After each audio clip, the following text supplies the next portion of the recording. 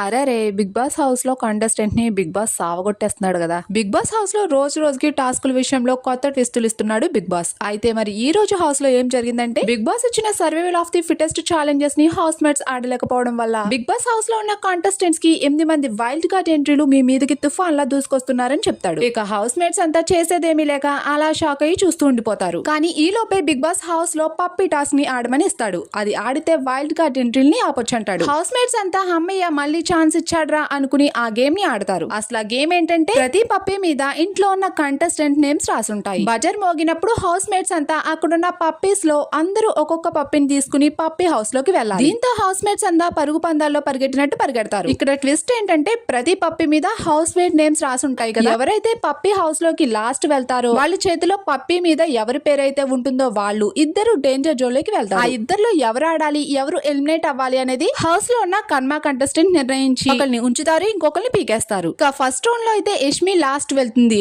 యష్మి చేతిలో ఉన్న పప్పినే ప్రేరణది. దీంతో Yashmi and Prerana danger zone లో ఉంటారు. హౌస్ అంతా వీళ్ళిద్దరిలో ఎవరిని సేవ్ చేయాలి, ఎవరిని ఎలిమినేట్ చేయాలి అనే వాదనలో మణికంఠ ప్రేరణకి సపోర్ట్ చేస్తాడు. యష్మి ఆల్రెడీ చెఫ్ అయింది కాబట్టి ఇప్పుడు ప్రేరణకి ఛాన్స్ ఇద్దామని అంటాడు. ఇక నెక్స్ట్ రౌండ్ లో యష్మి మణికంఠ డేంజర్ జోన్ లో ఉంటారు. పృథ్వీ యష్మిని సేవ్ చేసి మణికంఠని డేంజర్ జోన్ లో పెడతాడు. మొత్తం మీద హౌస్ అంతా కలిసి మణికంఠని అయితే డేంజర్ జోన్ లో పడేస్తారు. మణికంఠని మిడ్ వీక్ లో ఎలిమినేట్ చేసినట్టు బిగ్ బాస్ అందరినీ నమ్మించి సీక్రెట్ రూమ్ లో పెడతాడు. ఇక ఆ తర్వాత వైల్డ్ కార్డ్ ఎంట్రీలో ఎంటర్ అయిపోతారు. వైల్డ్ కార్డ్ ఎంట్రీలో ఎవరు రాబోతున్నారని మీరు అనుకుంటున్నారు? అలాగే బిగ్ బాస్ హౌస్ లో మీ సపోర్ట్ ఎవరికి అనేది కమెంట్ బాక్స్ లో కమెంట్ చేసేయండి. ఈ వీడియోని లైక్ చేసి మన ఛానల్ ని సబ్స్క్రైబ్ చేసుకుని పక్కనే ఉన్న బెల్ ఐకాన్ ని యాక్టివేట్ చేసుకోండి.